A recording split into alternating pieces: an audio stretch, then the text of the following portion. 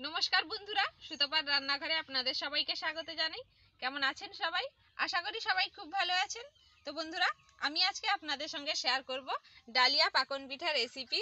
আর এই পিঠাটা দেখতে ডালিয়া ফুলের মতো হয়, তাই এর নাম হলো ডালিয়া পাকন পিঠা। তো আমি আজকে এই রেসিপি শেয়ার করছি, আপনারা প্রথম থেকে শেষ পর্যন্ত দেখুন। আশা করছি সবারই ভালো লাগবে। আর যদি চ্যানেলে নতুন এসে থাকেন তাহলে প্লিজ চ্যানেলটিকে সাবস্ক্রাইব করে নেবেন। আর ফেসবুক থেকে দেখলে পেজটিকে অবশ্যই ফলো করে নেবেন। চলুন এবারে রেসিপি শুরু করছি।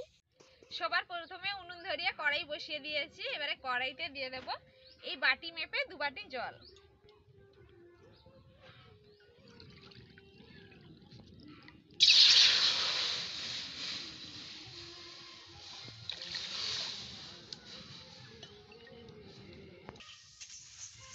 জলের মধ্যে দিয়ে দেব স্বাদ মতো নুন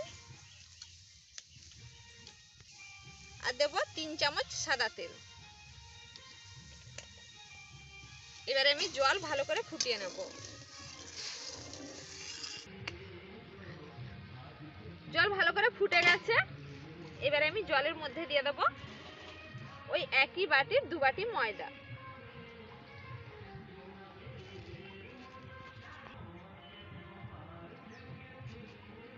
এবারে ভালো করে মিশিয়ে নেব।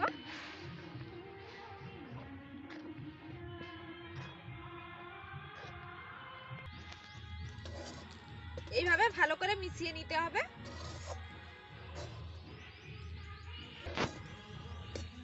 ভালো করে মিশিয়ে নিয়েছি। এখন এইটাকে একটা পাত্রে আমি নামিয়ে নেব।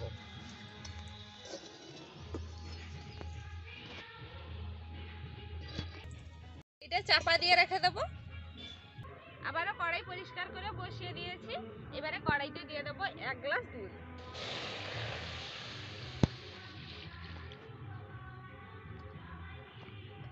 আর দেব 4 চামচ কোরানো নারকেল।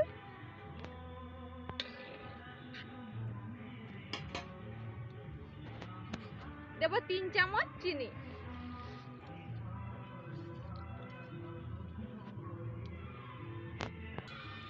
আর দেব বিটের রস। এখানে আমি একটা বিট গ্রেট করে তার রস বের করে নিয়েছি।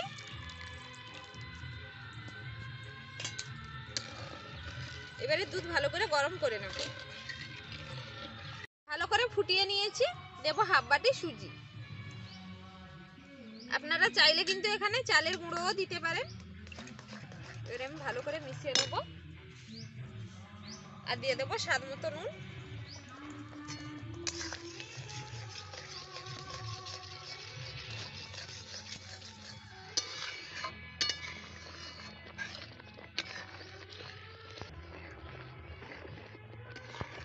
এইভাবে নাড়াতে থাকবো। আর কিছুক্ষণ ফোটালেই বুঝতে পারবেন যে একটা ডো তৈরি হচ্ছে। বেশ কিছুক্ষণ নাড়াচাড়া করে নেওয়ার পরে কত সুন্দর একটা ডো তৈরি হয়ে গেছে দেখুন। এবারে আমি এটা নামিয়ে নেব। আর খুব সুন্দরভাবে কড়াই থেকে উঠে আসছে। এদিকে চাপা খুলে দেব। আর এটা একটু ভালো করে মেখে নেব। দুটো ডো আমি খুব ভালো করে মেখে নেব। দুটো ডো আমি খুব ভালো করে মেখে নিয়েছি। এখন আমি লেচি কেটে নেব। এই সাইজ করে লেচি কেটে নেব।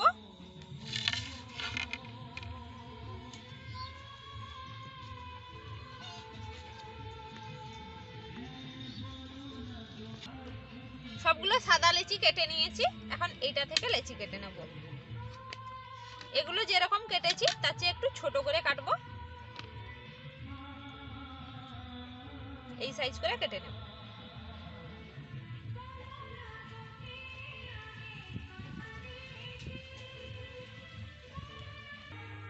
লেচি কেটে নিয়ে আমি ভালো করে গোল করে নিয়েছি।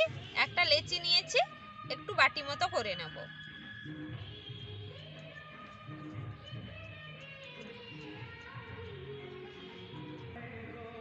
এইভাবে একটু বাটি মতো করে নিয়েছি।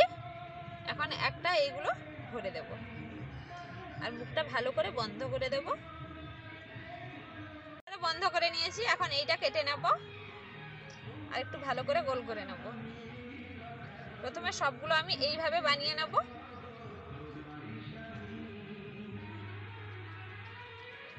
সবগুলো আমি একইভাবে বানিয়ে নিয়েছি, একটা নিয়ে নেব।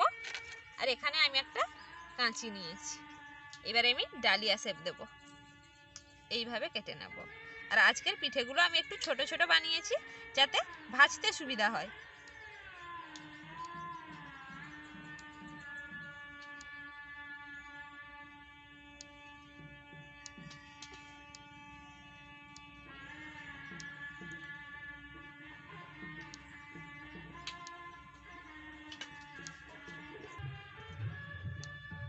এইভাবে কেটে নিতে হবে। আর সামনেই একটা বিয়ে বাড়ি, তাই ওইখানেই মাইক বাজছে।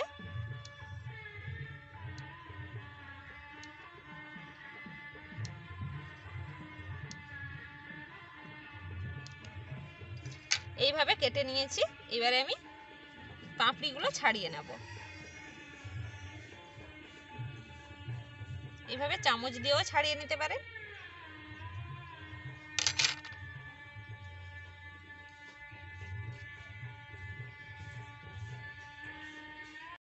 এইভাবে আমি পাপড়িগুলো খুলে নিয়েছি। আর কত সুন্দর দেখতে হয়েছে দেখুন, পুরো ডালিয়া ফুলের মতো দেখতে হয়েছে। প্রত্যেকটা আমি একইভাবে বানিয়ে নেব।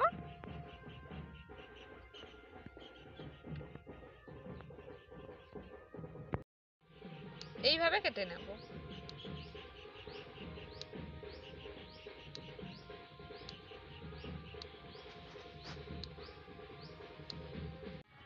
সবগুলো পিঠে আমি একইভাবে বানিয়ে নিয়েছি। আর কত সুন্দর হয়েছে দেখুন দেখতে, পুরো ডালিয়া ফুলের মতো দেখতে হয়েছে, দারুণ হয়েছে দেখতে। এখন এই পিঠেগুলো আমি ভেজে নেব। তার জন্য কড়াইতে তেল দিয়েছি আর তেল মিডিয়াম করে গরম করে নিয়েছি। এবারে আমি পিঠেগুলো দিয়ে দেবো।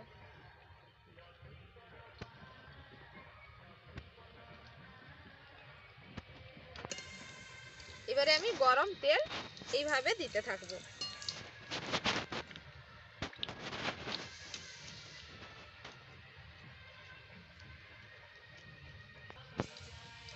এইভাবে পিঠেগুলো ভেজে নিতে হবে। আর এই পিঠেগুলো আমি উল্টাবো না, তাতে কিন্তু এই পাপড়িগুলো ভেঙে যেতে পারে।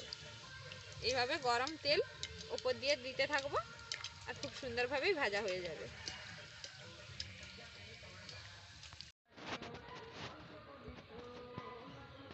খুব সুন্দরভাবেই আমি ভেজে নিয়েছি। আর দেখুন একটাও পাপড়ি ভেঙে যায়নি, খুব সুন্দরভাবেই ভাজা হয়েছে।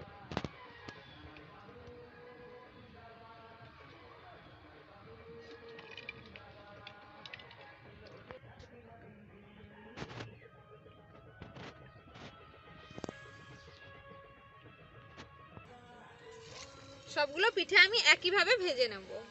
আর একসঙ্গে কিন্তু অনেকগুলো পিঠে দেবেন না, এই 2 থেকে 3টে মতো দেবেন, খুব সুন্দরভাবেই ভাজা হবে। বেশি পিঠে দিলে কিন্তু একসঙ্গে জড়ে যাবে, মানে একটার গায়ে একটা লেগে যাবে আর পাপড়িগুলো কিন্তু ভেঙে যেতে পারে। একইভাবে আমি সবগুলো পিঠে ভেজে নিয়েছি। আর কত সুন্দর দেখতে হয়েছে দেখুন। এবারে কড়াইতে দিয়ে দেবো 1 বাটি জল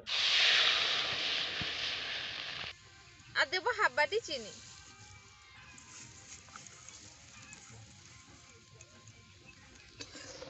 এবারে আমি চিনি গলিয়ে নেব। আর খুব বেশি মোটা শিরার দরকার নেই, মানে 1টার বা 2টার বিশিষ্ট চিনির সিরাপ দরকার নেই। শুধুমাত্র চিনি গলে 2-3 মিনিট ফুটিয়ে নেব। চিনি গলে যাওয়ার পরে আমি 3 মিনিট ফুটিয়ে নিয়েছি। এবারে এই গরম চিনির রস আমি পিঠের উপরে দিয়ে দেব।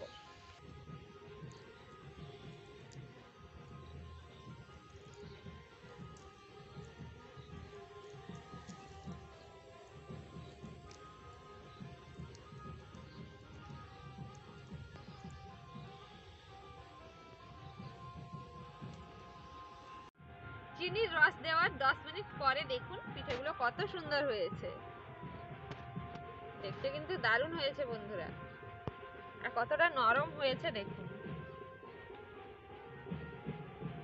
এই দেখুন কতটা নরম হয়েছে আর কত দারুণ হয়েছে দেখুন ভেতরটা, খুব সুন্দর নরম হয়েছে।